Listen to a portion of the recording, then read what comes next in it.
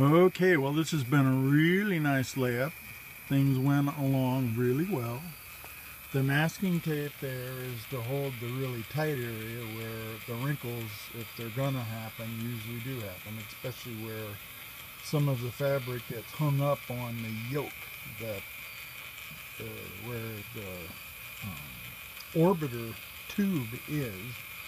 And it's real easy to fix because actually there's more fabric there than there is on most of the shell. Most of the shell has just 2 layers, which means we're going to have a real thin, very lightweight shell, and it's going to be pretty flexible. So the way to make it work is to put an extra finish coat of resin on it after I've sanded it smooth, and then, if it has 3 or 4 nice centering rings from the largest part, which is 7 inches in diameter, all the way up to the parting line, and you see the parting lines I chose in the past for the scale models, and the parting lines are often just influenced by what kind of tubing is going to be used on the inside.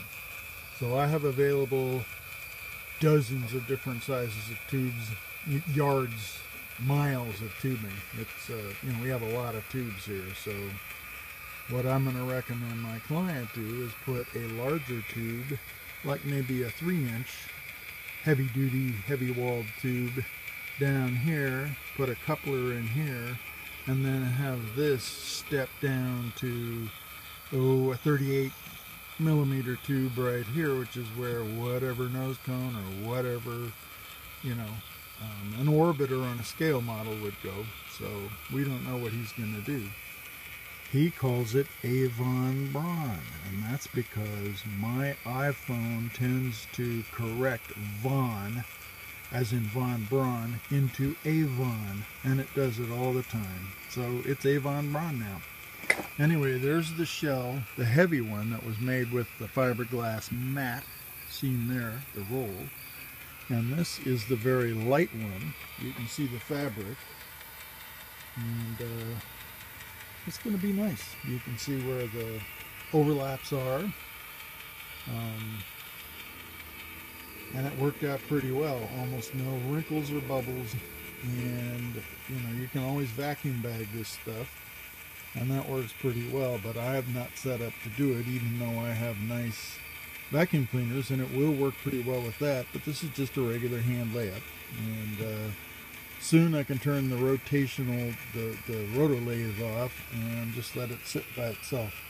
What's nice about masking tape is if you lay it, if you put it over fresh or wet epoxy, and then once the epoxy cured, the masking tape is pulled off, leaving the adhesive behind. So it's a really great way to make masking tape dams for puddling refractory 5-minute epoxy with micro balloons, which is my favorite thing to do.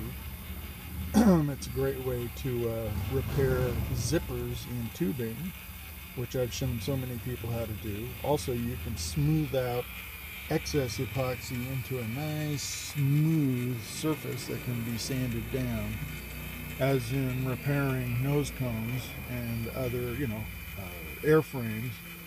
So anyway, I'll show more about this stuff and how to repair a 2-piece fiberglass nose cone that was crushed when we were at Airfest. It's my partner Dave Lucas's nose cone, and as usual, I can repair anything. There isn't one piece of bodywork I can't do on model rockets and high power rockets. So anyway, here we go. You'll see it tomorrow when I smooth it down and then release it. Anyway, have fun. Bye bye.